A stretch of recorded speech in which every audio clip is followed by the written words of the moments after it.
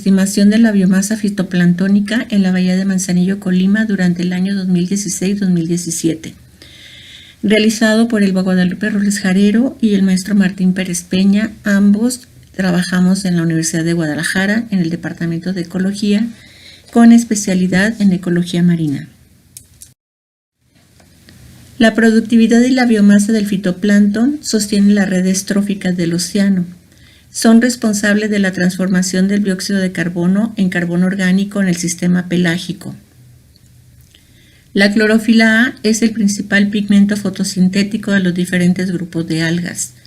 Estima de forma indirecta la biomasa de las comunidades fitoplanctónicas, ya sea in situ o mediante imágenes satelitales, y es además un indicador del estado fisiológico y trófico de los sistemas acuáticos. Estimar la variabilidad espaciotemporal de la clorofila A como un índice de la biomasa del fitoplancton, así como la productividad primaria, permite entender los ciclos del carbono, los cambios en las poblaciones de recursos pesqueros y el acoplamiento de los factores físico-biogeoquímicos del océano. El objetivo de nuestro trabajo fue estimar la variabilidad espaciotemporal de la biomasa fitoplanctónica en la bahía de Manzanillo, Colima, en condiciones de lluvia y estiaje. Las investigaciones sobre la variabilidad de biomasa y productividad primaria fitoplanctónica en los mares mexicanos se han realizado de manera más abundantes en la región del Pacífico, a lo largo de la península de Baja California y en el interior del Golfo de California. Allí existen centros de investigación y universidades en esos estados, como en Sonora y Sinaloa, donde se han enfocado mucho al estudio de estos aspectos. Pero en las partes de Jalisco, Nayarit y Colima, los estudios son más escasos e irregulares, aunque existen de manera poco frecuente. Se requieren hacer más estudios en estos sitios. Manzanillo se encuentra en la parte del Pacífico Central mexicano y es una bahía muy importante, ya que contiene un puerto de altura que está en la parte más al sur, y en la parte central de la bahía está la parte turística, los desarrollos hoteleros y donde se concentra mucha de esta actividad. Más alejado del puerto se encuentran las estaciones de Carrizales y Juluapan, donde las condiciones son más protegidas, están más conservadas, con menos población. El área de estudio presenta condiciones donde existen playas semiprotegidas con pendiente suave y arena fina o gruesa, con presencia alternada. En los extremos existen macizos rocosos y rocas fijas de diferente tamaño, incluyendo cantos rodados.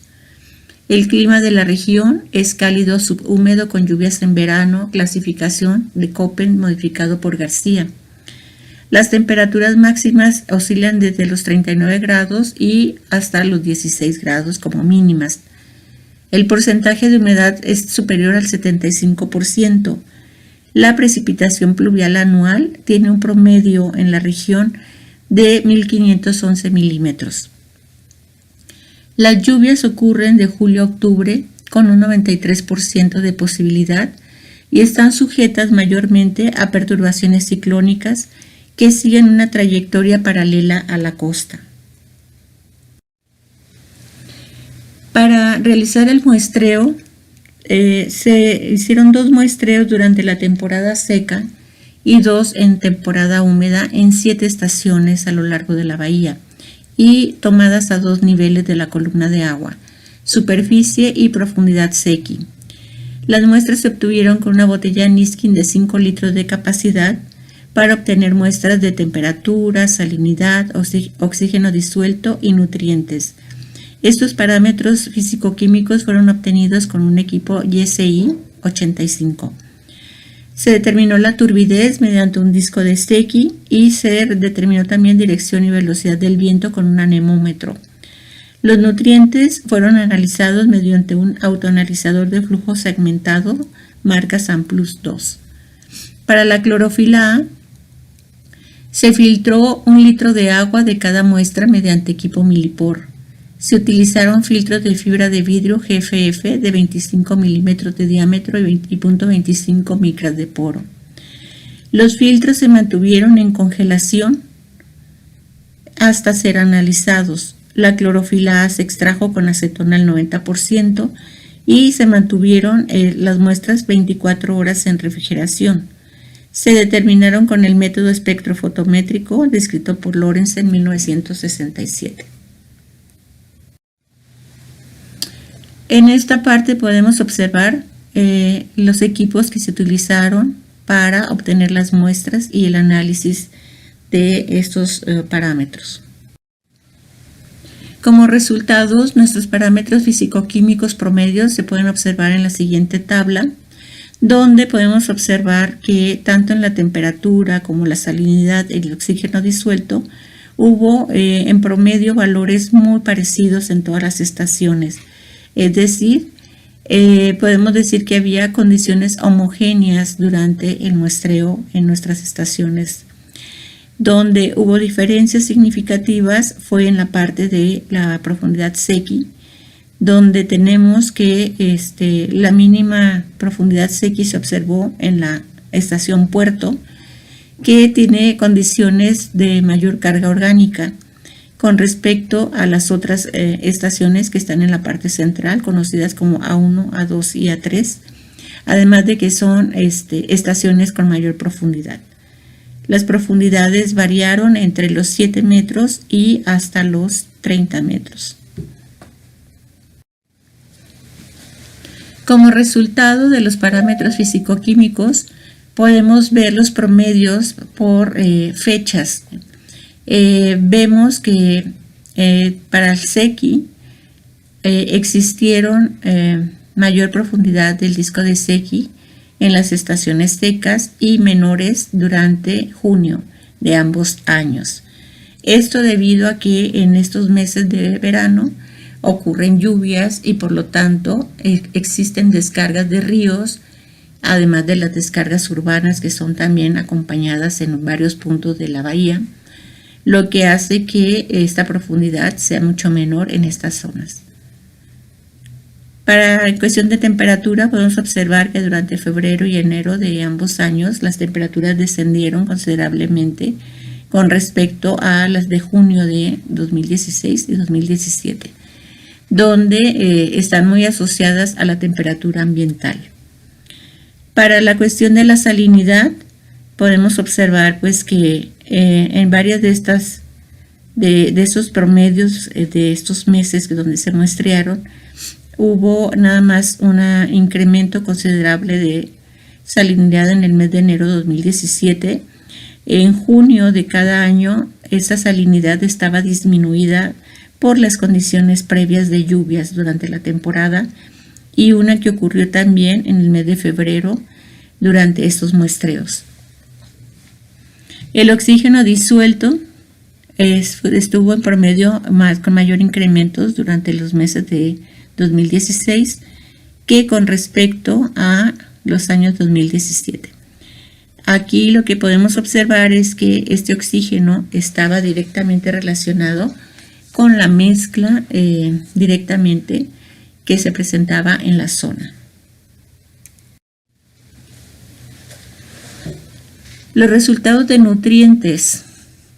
Para los nutrientes podemos observar que tenemos nitratos más nitritos, amonio, fosfatos y silicatos. Estos valores de nutrientes estuvieron en promedio o en los rangos considerados para las zonas de estudio del Pacífico mexicano. Algunos de ellos estuvieron un poco incrementados con respecto a otros lugares, por ejemplo, los fosfatos, que fueron un poco mayores a los reportados para el Golfo de Tehuantepec, y los silicatos estuvieron en los mismos órdenes de magnitud. Sabemos que cada uno de esos nutrientes empieza a incrementar de acuerdo con la profundidad, ya que en la superficie hay un mayor consumo de los nutrientes por el fitoplancton y a medida que estos se van degradando por la cuestión de la materia orgánica, se van sedimentando y llegan a ser más profundos a ciertas profundidades que son prácticamente conocidas como la nutriclina. La variación espaciotemporal de los pigmentos. Podemos observar aquí la variación de la clorofila A durante los diferentes meses que se realizaron los muestreos. Es muy notorio que hubo un cambio en 2016 con respecto a 2017. Los valores de 2016, tanto de febrero como de junio, estuvieron bastante más disminuidos con respecto a los del siguiente año.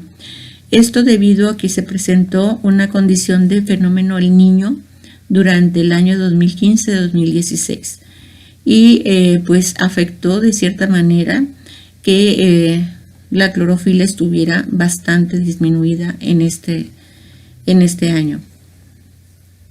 Lo que se puede comprobar prácticamente con los valores de fiopigmentos que estuvieron bastante elevados durante 2016 y fueron casi nulos en enero de 2017 y muy bajos en junio de 2017 también. Estos valores de fiopigmentos, cuando están incrementados, nos están hablando de una situación donde la clorofila se encuentra en una situación de degradación, ya sea por las cuestiones ambientales o por consumo por pastoreo. En esta parte de la variación por estaciones hay una situación muy particular donde podemos ver sobre todo la tendencia en enero es muy clara, que en las estaciones ubicadas en la parte central de la bahía como A2 y A3 los valores de clorofila A son muy altos con respecto a los que están en las partes más cercanas a la costa y tienen un descenso gradual que hace una especie de giro conforme anticiclónico conforme a las manecillas del reloj. Este giro es un giro que ya ha sido reportado y que tiene que ver con la geomorfología de la bahía. Entonces, los valores de clorofila A fueron bajos, especialmente en 2016 por la presencia de fenómeno del Niño, que se presentó desde 2015 a 2016 en la costa oriental del Océano Pacífico, originando disminución de la productividad fitoplanctónica y daños económicos en varios países. Sin embargo, los valores registrados en este estudio se encuentran en los intervalos reportados para el Pacífico mexicano. Hay que comentar que nuestros estudios sobre los pigmentos tuvieron diferencias significativas en los valores de este pigmento y que fue comprobado con un análisis de varianza. Tenemos también un comparativo de cómo se han comportado algunos de estos valores de clorofila A en otros estudios realizados en el Pacífico mexicano, donde vemos pues que nuestros valores, que son los últimos que están en la tabla, están un poco disminuidos por debajo de los otros que están representados para otras zonas, como puede ser el Golfo de Tehuantepec en Oaxaca, la Bahía de Chamela en Jalisco, Cabo Corrientes, que está en la parte más arriba de Manzanillo. Entonces, la situación principalmente es debida a las condiciones del fenómeno del Niño que estuvieron presentes durante el primer año de muestreo. Como conclusiones, podemos comentar que los valores de clorofila A fueron bajos en 2016 por la presencia del fenómeno del Niño 2015-2016 en la costa oriental del Océano Pacífico, el cual causó disminución de la productividad fitoplanctónica y daños económicos en varios países. Sin embargo, los valores registrados en este estudio se encuentran en los intervalos reportados para el Pacífico mexicano. Hubo diferencias significativas en la variación temporal en los valores de clorofila A. En enero y febrero, que fue el estiaje, fueron más altos y disminuyeron en junio, en temporada húmeda, principalmente por la actividad de pastoreo.